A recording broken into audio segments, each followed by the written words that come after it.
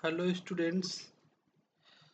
तो स्टूडेंट्स, जो आज मैं बात करूंगा वो बोर एटॉमिक मॉडल की बात करूंगा, बोर एटॉमिक थ्योरी की बात करूंगा। एक्चुअली जो इससे पहले जो थ्योरी थी रदरफोर्ड्स मॉडल्स, उसमें क्या हुआ था कि जो रदरफोर्ड्स थे उन्होंने स्टेबिलिटी ऑफ एटम या फिर आप कह सकते हो कि अरेंजमेंट ऑफ इलेक्ट्रॉन उन्होंने एक्सप्लेन नहीं कर पाया था। उसके बाद में ये जो थ्योरी आई, उस थ्योरी का नाम है बोर एटॉमिक थ्योरी। ठीक है। तो bore atomic theory was given in 90 was given by Niels Bohr. ठीक है। इन 1913। ठीक है। And it is based on quantum theory. Yes. तो बच्चे इसके बहुत सारे इंपॉर्टेंट पॉइंट हैं, बहुत अ, अच्छे पॉइंट्स हैं। या फिर आप कह सकते हो कि there are 5 postulates of Bohr atomic model. इसमें से हम एक एक करके डिस्कस करेंगे। ठीक है। तो जो फर्स्ट पोस्टुलेट्स है वो फर्स्ट पोस्टुलेट्स ये था कि electrons revolve in discrete orbits, energy levels are cell. Discrete का मतलब है बच्चे कि स्पेसिफिक, फिक्स्ड सेल। ठीक है। एक फिक्स्ड पाथ। ठीक है। जहां पर क्या इलेक्ट्रॉन रिवॉल्व कर रहा है। यस। तो इसका जो बच्चे electron revolve in discrete orbits, इसका जो फर्स्ट पॉइंट था कि electron revolve around the nucleus in certain fixed circular path. अब एक बात बच्चे यहाँ पर यह है कि जैसे कि जो रदरफोर्ड मॉडल था उन्होंने कोई फिक्स्ड वर्ड का नाम नहीं यूज किया था, बट इन्होंने ये कहा कि जो इलेक्ट्रॉन को रिवॉल्व कर रहा है तो वो कहाँ पर कर रहा है, कोई ना कोई फिक्स सर्कुलर पाथ में वो आपका रिवॉल्व कर रहा है। यस। और जो आपका रदरफोर्ड मॉडल था उन्होंने ये कहा कि अलग अगर इलेक्ट्रॉन रिवॉल्व कर रहा है तो रिवॉल्व करते करते एक ऐसा टाइम आएगा कि इलेक्ट्रॉन किस में चला जाएगा, न्यूक्लियस में चला जाएगा, क्योंकि वो एनर्जी को लॉस कर रहा है। जब ऐसा सिचुएशन होगा कि इलेक्ट्रॉन रिवॉल्व करते करते न्यूक्लियस में आ जाएगा तो सिस्टम क्या होगा, अनस्टेबल होगा। एटम क्या होगा, अनस्टेबल होगा। जिससे क्या होगा, एटम ब्रेक कर जाएगा, कभी एग्जिट ही नहीं करेगा नेचर में। जब स्टेबल ही नहीं तो नेचर में एग्जिस्ट कहाँ करेगा। यस। बट यहाँ पर बोर्ड्स ने कहा ऐसा नहीं है। यस। सेकेंड पॉइंट देखते हैं। These orbits are called stationary states or energy levels। जहाँ पर बच्चे फिक्स्ड है, जहाँ पर इलेक्ट्रॉन रिवॉल्व कर रहे हैं अपने फिक्स सर्कुलर पाथ में, उन्हीं को हम क्या बोल रहे हैं, स्टेशनरी स्टेट्स बोल रहे हैं। यस। जैसे सपोज अगर आपका इलेक्ट्रॉन यहाँ पर इस सेल में रिवॉल्व कर रहा है तो इसी में रिवॉल्व करेगा। ठीक है। उसके बाद तुमने कहा कि labelled as K L M N O. Yes. अगर suppose principal quantum number n is equal to 1 है तो जो आपका सेल होगा वो के सेल होगी, n इजकल टू 2 है तो आपका एल सेल होगी, m है तो यहाँ पर n इजकल टू 3 होगी, अगर n इजकल टू 4 है तो सेल आपकी n होगी, अगर n इजकल टू 5 है तो सेल आपकी o होगी। यस। उसके बाद उन्होंने बोला कि each orbit has a definite energy and electron in particular orbit remain stable unless they move to another states, another orbits. State भी कह सकते हो, ऑर्बिट्स कह सकते हो। ठीक है। तो हर एक ऑर्बिट्स की एनर्जी क्या होगी, डिफिनिट होगी, फिक्स्ड होगी। यस। और इन्होंने कहा अगर उसकी एनर्जी फिक्स्ड है और उसी ऑर्बिट में रिवॉल्व कर रहा है, घूम रहा है, तो वो एटम स्टेबल है। ठीक है। अनटिल कब तक, जब तक कि वो इलेक्ट्रॉन एक ऑर्बिटल से दूसरे ऑर्बिट में जंप नहीं कर रहा है। ठीक है। तब तक कि वो एटम आपका स्टेबल है। यस। तो उसके बाद में नेक्स्ट बात देखते हैं कि this postulate explain why atom are stable. जैसे कि रदरफोर्ड ने कहा था कि एटम स्टेबल नहीं है, उसकी स्टेबिलिटी को एक्सप्लेन नहीं कर पाया था, तो उसका मेन रीजन यही था कि एटम स्टेबल क्यों है। स्टेबल का मतलब समझ गए आप कि अगर एटम आपका किसी एक ऑर्बिट में घूम रहा है तो उसी फिक्स्ड ऑर्बिट में इलेक्ट्रॉन घूमेगा, बिकॉज उसकी एनर्जी क्या है, फिक्स्ड है। हर एक अलग अलग ऑर्बिट की एनर्जी क्या है, अलग अलग है, अलग अलग। ठीक है, तो जैसे n की वैल्यू इंक्रीज करती जाएगी, ऑर्बिट की यहाँ पर एनर्जी बढ़ती जाएगी। क्लियर है? Principal quantum energy number increase करेगा तो एनर्जी क्या होगी, इंक्रीज करेगी। अगर प्रिंसिपल क्वांटम नंबर डिक्रीज करेगा तो एनर्जी क्या होगी, डिक्रीज करेगी ऑर्बिट्स की। यस, नेक्स्ट पॉइंट बात करते हैं, quantization of angular momentum. Yes, बहुत सारे लोग तो बोलते हैं कि क्वांटाइजेशन ऑफ एनर्जी, ना कि आपका जो पर्टिकुलर वर्ड है, पर्टिकुलर वर्ड ये है कि quantization of angular momentum. Yes, quantization of angular momentum का मतलब ये है कि बच्चे हर एक ऑर्बिट की भी रेडियस फिक्स्ड होगी।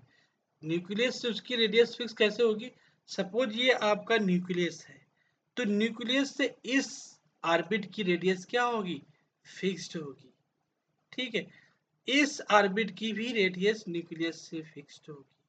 ठीक है, इसके अलावा अगर इस ऑर्बिट की रेडियस फिक्स्ड है तो इस ऑर्बिट की एनर्जी भी फिक्स्ड होगी। इसी को बोलते हैं quantization of angular momentum. Yes, कोई कोई बोलता है अवेलेबिलिटी इन फिक्स्ड अमाउंट, कोई कोई बोलता है कि अवेलेबिलिटी इन फिक्स्ड ऑर्बिट्स।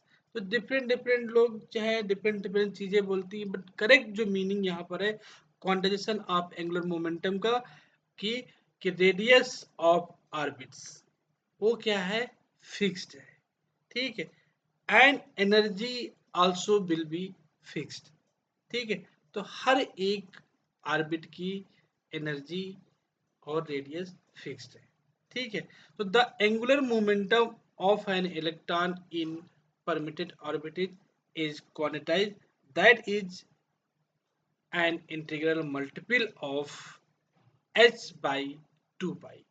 यहाँ पर आप देख सकते हो L is equal to n h upon 2 pi. Yes, n आपका प्रिंसिपल क्वांटम नंबर है, h आपका प्लैंक कांस्टेंट है, और आपका यहाँ 2 फार्मूले में है, और पाई की वैल्यू 3.14 या 22/7 यूज करते हैं। यस, इसके अलावा प्लैंक कांस्टेंट की भी वैल्यू आपको पता होगा 6.6 समथिंग करके 10⁻34 kg करके। यस, तो सबकी वैल्यू आपकी अलग अलग है। यस, तो यहाँ से आप देख सकते हो कि हर एक ऑर्बिट्स की आप एंगुलर मोमेंटम एल की वैल्यू निकाल सकते हो। ठीक है, और एन आपका प्रिंसिपल क्वांटम नंबर था। यस, आप यहाँ पर देख सकते हो। फिर आप देख सकते हो कि only those orbits are allowed for which the electrons angular momentum is whole number is multiply by h by 2 pi, वही जो मैंने बात किया। यस, एंड थर्ड पॉइंट बच्चे ये था कि एनर्जी इज इमिटेड और absorb only when electron jumps between energy levels. Yes, electron अगर आपका हायर एनर्जी लेवल से लोअर एनर्जी लेवल में, ठीक है, तो आपका क्या करेगा, एनर्जी इमिट करेगा। ठीक है, या फिर अगर आपका इलेक्ट्रॉन लोअर एनर्जी लेवल से हायर एनर्जी लेवल मतलब E2 में अगर आपका जंप कर रहा है, तो जंप कब करेगा, वो जब आपका रेडिएशन को एब्जॉर्ब करेगा। जब रेडिएशन को एब्जॉर्ब करेगा तो वो जंप कहाँ पर करेगा, लोअर एनर्जी लेवल से हायर लेवल एनर्जी में करेगा। और इन दोनों का डिफरेंस जो है हम डेल्टा ई से निकालेंगे, तो डेल्टा ई क्या होगा, E2 माइनस E1, आप इससे निकाल सकते हो। और E2 minus E1 equal to h nu. H nu आपका यहाँ पर बच्चे है प्लैंक कांस्टेंट, यहाँ पर आपका न्यू। यस, और इसके अलावा आप देख सकते हो कि अगर इलेक्ट्रॉन आपका ग्राउंड स्टेट्स में है, लोअर एनर्जी लेवल्स में है, तो वो स्टेबल है। ठीक है, जैसे वो जंप करेगा, एक्साइटेड लेवल में जंप करेगा, ठीक है, अपने एक्साइटेड लेवल में जंप करेगा, तो क्या होगा, वो अनस्टेबल स्टेट्स में पहुंच जाएगा। जब अनस्टेबल स्टेट में पहुंचेगा तो वो 10⁻⁻12 आर 10⁻⁻18 सेकेंड वहां पर स्टे करेगा, इसके बीच में स्टे करेगा। ठीक है, वो डिपेंड्स करेगा सिचुएशन पे कि वो लोअर में जाएगा कि हायर में जाएगा। ठीक है, इतनी देर स्टे करने के उसके बाद में क्या करेगा, फिर से वो रिटर्न करेगा कहाँ पर, इन अपने जहां से वो आया था, मतलब इन लोअर एनर्जी स्टेट। लोअर में क्यों आएगा, क्योंकि लोअर एनर्जी लेवल्स आपका क्या था, वो स्टेबल था जहां से उसने जंप किया था। यस, और जब रिटर्निंग इलेक्ट्रॉन क्या करेगा, लोअर लेवल में आएगा तो वो क्या करेगा, एनर्जी को इमिट करेगा। Yes, so the difference between two energy levels we can calculate it by delta E is equal to E2 minus E1 is equal to H nu. Yes, and first fourth point था the frequency of radiation corresponding to energy difference between two orbits we can calculate nu is equal to E2 minus E1 upon H. Yes, they explain the line spectrum of hydrogen atom and other atoms. Each line correspond to transition between energy levels. Yes, and next point था the radius and energy of orbits depends on the value of n. Yes, the radius of Rn, बच्चे मैंने यहाँ से Rn से represent किया है, the radius of nucleus, ठीक है, of the nth orbits in hydrogen like atom or hydrogen atom is given by Rn is equal to n square into R1। जैसे आपको मैंने स्टार्टिंग में बोला था कि क्वांटाइजेशन का मतलब था कि रेडियस ऑफ ऑर्बिट क्या होगी, फिक्स्ड होगी, और एनर्जी भी उसकी क्या होगी, हर एक ऑर्बिटल की फिक्स्ड होगी। तो रेडियस ऑफ न्यूक्लियस या ऑर्बिट आर एन यहाँ से रिप्रेजेंट किया of the nth orbit in hydrogen like atoms is r n is equal to n square into r one. Yes, r n तो आपके क्या हो गए, रेडियस ऑफ न्यूक्लियस, और एन आपका क्या है, principal quantum number, r one क्या है यहाँ पर, Bohr atomic radius, and Bohr atomic radius क्या है, nearly equals to 0.529 angstrom. Yes, ये किसके लिए, फॉर हाइड्रोजन एटम के। Yes, and the energy of electron in the nth orbit is given by En is equal to minus 13.6 electron volt upon n square। अगर आप कहीं फार्मूले को देखोगे तो एन स्क्वायर से पहले यहाँ पर जेड होता है, जेड होता है आपका एटॉमिक नंबर। तो हाइड्रोजन के लिए एटॉमिक नंबर आपका 1 ही होगा, तो उसके लिए लिखो या ना लिखो अंडर स्टूड है, बट मेन यहाँ बात है एन की। एन आपका प्रिंसिपल क्वांटम नंबर है, हर एक ऑर्बिट्स के लिए चेंज होता रहेगा। यस, तो एनर्जी बिकम्स लेस नेगेटिव, ठीक है, दैट इज, इसका मतलब क्या होगा, हायर। ठीक है, एज इंक्रीज वैल्यू ऑफ किसका, एन की वैल्यू इंक्रीज करेगा। और जो इस मॉडल के कुछ सक्सेस था, सक्सेस का रीजन क्या था कि इन्होंने हाइड्रोजन एटॉमिक स्पेक्ट्रा जो था उसको वेल डिफाइंड एक्सप्लेन किया था। इसके अलावा introduce the concept of quantization energy levels, इसको भी इन्होंने सक्सेसफुली एक्सप्लेन किया था। ठीक है, इसके बाद next point, of the way of for the quantum mechanics, इन्होंने क्वांटम मैकेनिक्स प्रूव किया था, and the limitations of Bohr atomic models.